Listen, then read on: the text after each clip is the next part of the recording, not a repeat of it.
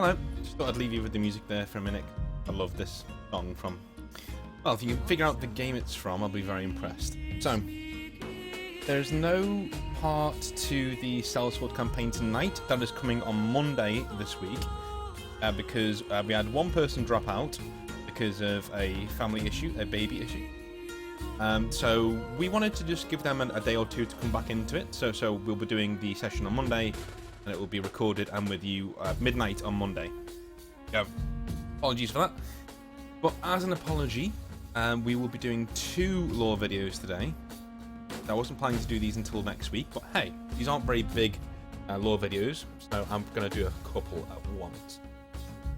So, next race we're going to cover is, in the Scorched Earth, is actually the Llogeyr. And you say the word Llogeyr in the Welsh way, which is Llogeyr. Okay, Welsh pronunciation of the Lost Lands, or Lost People. That's what the Llogeyr are. So, essentially, if you want to know what Llogeyr are, they are Britons. They are people who are native to Britain, to Albion, at this stage in the Scorched Earth. And it is very pertinent to you guys watching the Sellsword campaign, literally because we are actually in Albion at the time. When we're actually doing the campaign, we're in Albion. There's that as well. Let's just have a little look-see, shall we? So, the Llogeyr. First folk to call Albion home, the Llogeyr, or those of the Lost Lands, are tall and well-built humans who have lived on the Northern Island since before the Dragomachy. So the elves came, as you probably know from watching the campaign, the elves came to Britain and Ireland, whereas the Llogeyr were always here. These are the native people. The blood of the Llogeyr is very telling. Almost all have a sharp auburn or fire red hair, because I love me some, with even more brown and black colours taking on a crimson hue in certain light. So even if you have black hair or brown hair, if the sun touches it, it becomes like fiery. It becomes like well, it just gets a red hue.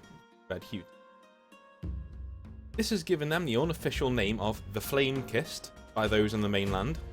Light blue and green eyes are also more common here than any others, and the Llogeyr have developed a complex webbing of tattoos that cover the upper bodies and even face. These tattoos are known as the bloodline. Okay, I couldn't find many pieces of art with the with tattoos, but there's, you know, you can see on these characters here. These are woad tattoos, which will be discussed in a second. Head into part of the guide. Unlike the Asunder, who mark their skin with ritual scarring to show the advancement of their family's place in the world, the Llogeyr instead use cyan blue inks found amongst seashells on their island's coast, which is then mixed with crushed feyerite and charged with the power of the Stormblood by an old one. This ink is then tattooed under the skin in a flowing script and elegant prose that describes the lives of their forebears as well as their own great deeds. The bloodline can give the Llogeyr an otherworldly appearance, okay? As when an ether storm is near, the scripture on their skin shimmers just beneath the surface. Not all Llogeyr receive the bloodline, only those of clans to have earned the right to carry them do so, and only the old ones can truly decide who is worthy to their vaunted position in the social hierarchy of Albion. So, old ones are of course the quintessential wizards. Old ones are basically the closest the Scorched Earth ever actually gets to wizards. They are cloaked men and women sometimes, but mainly men who look like the gentleman on the right here. You know, so they grow ritualistic beards. They have a lot of tattoos, and they have staffs. So yeah, essentially. And everyone loves a redhead. So there you go. So, the language of the Llogeyr is a flowing and almost lyrical sounding one in comparison to the rather savage Falkir language that permeates many trading vessels to this day. As a people, the Llogeyr define themselves by resistance and independence, often straying far from the chivalric golden age that is taking place just across the water in the Riemann Empire. This is ironic, as arguably the greatest hero of the chivalric age was born a Llogeyr in Tintagel in 800 AD, Arthur Pendragon. Assuming all of you know who Arthur Pendragon is. His conflict united the land of Albion under a single rule that united the new ideas of the Roman Empire and the old ways of the Llogeyr for 20 peaceful years, till the kingdom came crashing down once more in violence that ended with Arthur's death in 845 AD. The Llogeyr see his downfall as a betrayal, their one chance for peace snuffed out by an empire meddling beyond its ken in the Roman Empire. As such, the 48 years since his death, the Llogeyr have backslid fully into their own clans and druidic culture. So the Llogeyr culture is a very druidic one. It's a very Celtic one. It's one as is polytheistic. If they do worship any gods, most of them don't. And it's not one that accepts chivalry lightly, unless you're from Camelot. But we'll get to that in a minute. The clan structure of the Llogeyr is greatly important to states such as Dumnonia and Cernau. Both are deeply entrenched in their own tribal identities. All clans of the Llogeyr have their own simple banners made of interlocking colours of cloth of tartan design. The force of Llogeyr on the battlefield resembles a forestry of autumnal patterns and colours being stirred by the wind. The Llogeyr mainly dominate the western halves of Albion, thanks to the invasions from the Falkir and the emergence of the Kingdom of Camelot in the southeast of the island. Pushed back to these new borders, the Llogeyr institute a no backward step mentality when it comes to their current holdings. So I think this would be a good time for me to actually add onto here image of one of the maps that we go on to. Scorched Earth Art, lovely job, and let's have a look at map that you would have seen in the sessions, in the role-playing sessions if you've been. I call this the Total War map. If I'm ever lucky enough to have my setting made into a Total War, I'd want a map just like this. I'm going to put it on my wall. So, here we have Albion in all of its glory. Okay, the shape of it. Okay, as you can see, it's Britain, and Hibernia is off the screen. It's on the left-hand side, just off the screen. I will do a map of that eventually. But you've got Cernau there in the top left. That is very much so an old Llogeyr kingdom. You have the Dragon Princes, which are staunchly Llogeyr, and more Welsh actually, but still Llogeyr. And the Kingdom of Dumnonia down there, which is Llogeyr too. So those three states are very tribal. They're very druidistic. Whilst they do have a certain amount of knights and things like that aren't really a thing. This is the land of shield walls, archers, and wandering bards and druids and things like that. Whereas on the right-hand side, you have the Kingdom of Camelot and the Thane Law. So the Thane Law in the north there is actually Falkir Kingdom, which is in Albion. And the Kingdom of Camelot is obviously Camelot, and that is the remnants of the old Kingdom of Albion that covered the whole island when Arthur was around. And Lundis and Camelot were his capital, two capitals. One of them was his military capital, the other one was his trading capital. This is what it's evolved into after his death, unfortunately, and Camelot is now ruled by a council of nobles who sit at the round table. So there you go. Let's move on, shall we? So, although rivalries between kingdoms like Dumnonia and Cernau are common, they will quickly unite under the threat of any outsider seeking to walk into Llogeyr lands. Elves largely have a place with the Llogeyr. Many live in Hibernia and Cernau, serving as farmhands, labourers and artisans. The language of the elves is so intertwined with that of the Llogeyr that it is indistinguishable where one ends and one begins. Let's put the map back up just so you can have a look at what I'm talking about. So in the campaign at the moment, we're in the Kingdom of Cale, aren't we? Because we were down here where you see Lothane, halfway up the just above halfway on the picture there.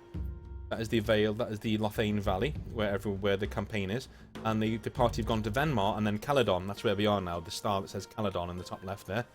and that's where the next part of the story will be on Monday. As you can see, the left-hand side more tribal, right-hand side more chivalric, and the north-east a lot more Viking. So,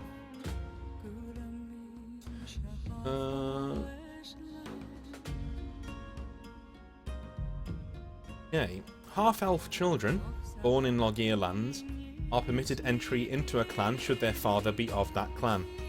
Since hereditary passes down the male line in Llogeyr society, only half-elf children with human fathers may ever fully join human society.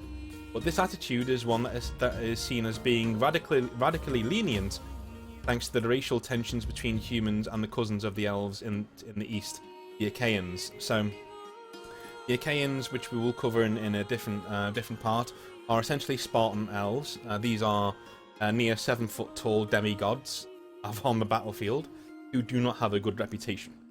These are ruthless mercenaries who do not give an absolute codswallop about anyone else. And the elves are their cousins, much smaller, smaller than humans.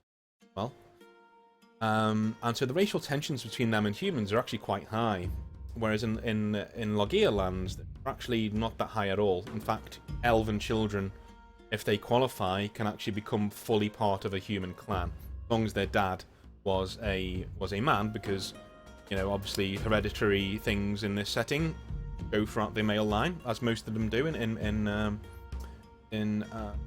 medieval settings. But there are places in the world where it goes on the female line, and we will get to them later on. Within Llogeyr society, women are afforded every right that a man is afforded. They can rule their own land and fight in the armies of their clans. This is for 2 reasons. First is that within Llogeyr society, the ruling bloodline of a family passes matrilineally, which means women are expected to defend this bloodline. The second is through necessity. The numbers of the Llogeyr are not as great as other powers within Albion, and as such, every boy and girl in a Llogeyr clan learns to fight, with those being gifted with a weapon becoming permanent fixtures of their clan's military might. So, even though the clan leaders will always be male in Llogeyr society, and so that is what we're using for, you know, to allow elves in. Everything else is multi-sex, so it can go either way. It's matrilineal.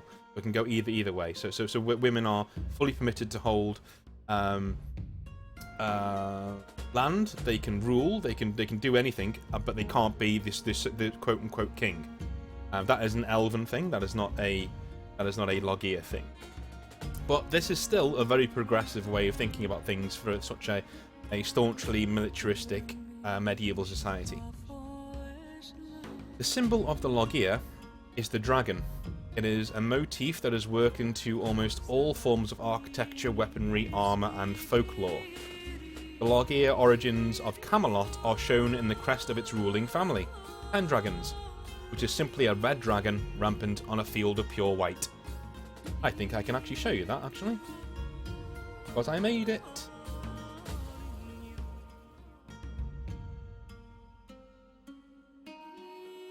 Let's have a look. Yes, I did. There you go. There it is. So, Camelot may not be seen as a Llogeyr power anymore, but its blood link to the men of the West is still evident and proudly displayed. As the Llogeyr are the original people of Albion, this is seen by some as an attempt to establish a legitimacy by Camelot that would not be there otherwise.